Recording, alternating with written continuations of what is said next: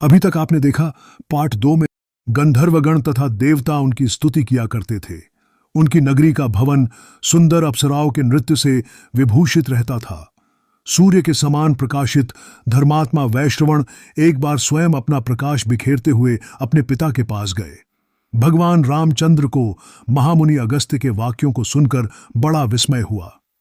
वह यह सोचने लगे कि पूर्व काल में लंका में राक्षसों की उत्पत्ति कैसे हुई थी। इसके बाद रामचंद्र जी ने अपना सिर हिलाते हुए त्रिविध अग्नियों के समान तेजस्वी शरीर वाले महामुनि अगस्त्य जी की ओर देखा तथा कहा, हे भगवान, यह सुनकर मुझे बहुत आश्चर्य हो रहा है कि यह लंकापुरी पहले मांसभक्षी असुरों का निवास स्थल थी। मैं तो केवल यही सोचता था कि असुरों की उत्पत्ति पुलस्त्य जी के कुल से ही हुई है, परंतु आपने किसी अन्य कुल से भी असुरों का उत्पन्न होना बताया है। उन्होंने कहा क्या? वे सभी राक्षस रावण, कुंभकर्ण, प्रहस्त, विकट तथा रावण के पुत्रों से बढ़कर भी बलशाली थे। हे ब्रह्मांड, इन असुरों का पूर्वज कौन था और उस अपार बलशाली का नाम क्या था? विष्णु जी ने उनके कौन से अपराध को देखकर उन्हें मार भगाया था? हे निष्पाप, इन सभी बातों के बारे में आप मुझे विस्तार पूर्वक बताइए।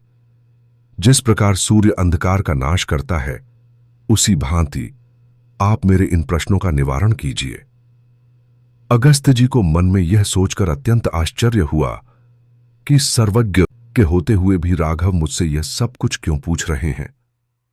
उसके बाद उन्होंने कहना शुरू किया, पूर्व काल में जल द्वारा उत्पन्न हुए कमल पर प्रकट प्रजापति ब्रह्मा जी ने सर्वप्रथम जल की सृष्टि की।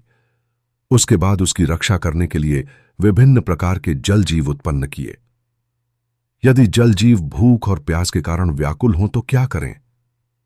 वे जल जीव यह कहते हुए अपने उत्पन्नकर्ता ब्रह्मा जी के पास विनीत भाव से जाकर खड़े हो गए। हे सम्मानदायक राघवेंद्र, ब्रह्मा जी ने उन सबको हंसकर संबोधित करते हुए कहा, यत्न करके इस जल की रक्षा करो। इस बात को सुनकर भूखे प्यासे जीव जंतुओं में से कुछ ने कहा, हम इस जल की रक्षा करेंगे। कुछ ने कहा, हम इस जल का यक्षण पूजन करेंगे। तत्पश्चात ब्रह्मा जी बोले, तुम सब में से जिन्होंने रक्षण करने की बात कही है, वे सभी राक्षस नाम से प्रसिद्ध होंगे, तथा जिन्होंने यक्षण की बात कही है, वे सब यक्ष के नाम से प्रसिद्ध होंगे। इस प्रकार वे जीव राक्षस तथा यक्ष दो जातियों में विभक्त हो गए।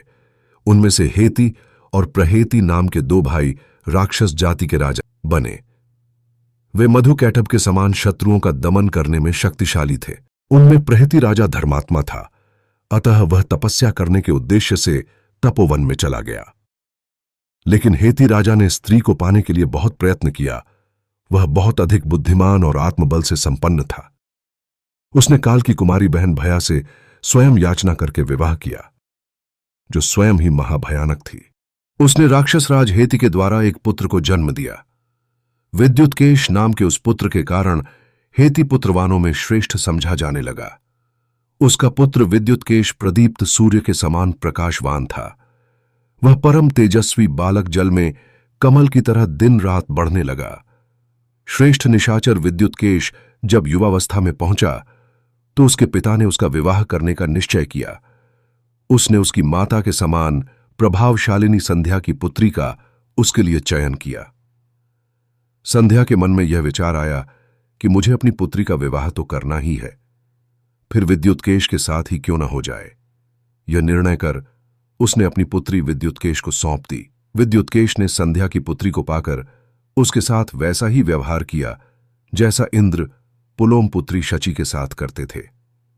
हे राम, जिस प्रकार मेघों की पंक्ति समुद्र से जल ग्रहण करती है, उसी प्रकार संध्या की पुत्री साल कटन कटा ने विद्युतकेश द्वारा गर्भ धारण किया। तत्पश्चात उस राक्षसी ने मंदराचल पर्वत पर जाकर विद्युत जैसी कांति वाले पुत्र को जन्म दिया। जिस प्रकार गंगा ने अग्नि के द्वारा छोड़े गए शिव के तेज समान रूपी गर्भकुमार कार्तिकेय को उत्पन्न किया था। फिर वह पति विद्युतकेश के साथ रति क्रीड़ा करने के लिए नवजात शिशु को छोड़कर चल पड़ी तथा पुत्र का ध्यान भुलाकर अपने पति के साथ रमण करने लगी। उस माता द्वारा वहां छोड़ा गया बालक बादलों की भांति गरजने लगा। तत्पश्चात उस बालक के शरीर की कांति शरदकालीन सूर्य की भांति प्रतीत होने लगी। वह नवजात बालक अपने हाथों को मुंह में डालकर धीरे धीरे रोने लगा। उस समय भगवान शिव माता पार्वती के साथ बैल पर बैठे हुए थे। वे दोनों वायुमार्ग से जा रहे थे। तभी उन्हें वहां एक बालक के रोने की आवाज सुनाई दी। तब उन दोनों ने उस राक्षस पुत्र की ओर देखा। पार्वती जी की उस बालक के प्रति करुणा एवं ममता उत्पन्न हुई। इस पर शिवजी ने उस बालक को उसकी मां की आयु के समान वयस्क बना दिया। पार्वती का प्रिय होने के कारण उन्होंने उस राक्षस पुत्र को एक नगर के समान के आकार का आकाशचारी विमान देकर अमर भी बना दिया। हे राजपुत्र, इसके पश्चात पार्वती जी ने यह वरदान दिया कि आज से राक्षसियां शीघ्र ही गर्भ धारण कर लिया करेंगी और उनके द्वारा जन्मा बालक उसी समय शीघ्रता से अपनी मां की आयु के बराबर वयस्क बन जाएगा। वरदान के बल से गर्वित तथा भगवान शिव के ऐश्वर्य को प्राप्त करके वह सुकेश नामक राक्षस आकाशचारी विमान में विराजमान होकर देवराज इंद्र की भांति सारी जगह विचरण करने लगा। सुकेश को विश्वासु के समान तेजस्वी, धार्मिक एवं वर प्राप्त देखकर ग्रामणी नाम की गंधर्व ने अपनी पुत्री देववती को, जो लक्ष्मी के समान दिव्य स्वरूप वाली थी और रूप यौवन के कारण तीनों लोकों में प्रसिद्ध थी, राक्षसों की राजलक्ष्मी की भांति उसे सुकेश के हाथों सौंप दिया, अर्थात उसका विवाह राक्षस पुत्र सुकेश के साथ कर दिया। वह देववती नामक कन्या भी वरदान के रूप में मिले ऐश्वर्य की भांति पति को पाकर इस प्रकार संतुष्ट अर्थात तृप्त हो गई जैसे किसी निर्धन व्यक्ति को धन का ढेर मिल गया हो। उसके साथ रहते हुए वह राक्षस राज भी इस प्रकार सुशोभित होने लगा जिस प्रकार महागज के साथ कोई हथिनी सुशोभित होती है। हे राघव, इसके पश्चात सुकेश ने देववती के गर्भ से अग्नि समान 3 तेजस्वी पुत्रों को उत्पन्न किया। उन तीनों के नाम माल्यवान, सुमाली तथा माली थे। वे तीनों सर्वशक्तिमानों एवं बलधारियों में श्रेष्ठ थे। शिवजी के समान शक्तिशाली उन तीनों को देखकर राक्षस राज सुकेश बहुत प्रसन्न हुआ।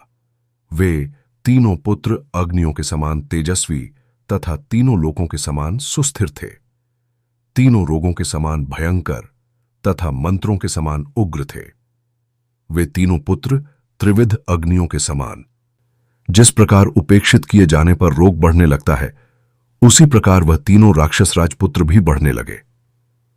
जब उन्हें यह पता चला कि उनके पिता ने घोर तपस्या करके वर प्राप्त किया था, तो वे तीनों भाई भी तपस्या करने का निश्चय करके मेरु पर्वत की ओर चले गए। हे नृपश्रेष्ठ, वे तीनों कठोर एवं दृढ़ नियमों का पालन करते हुए वहां तपस्या करने लगे। भागें की कहानी अगले वीडियो में पार्ट 4 में।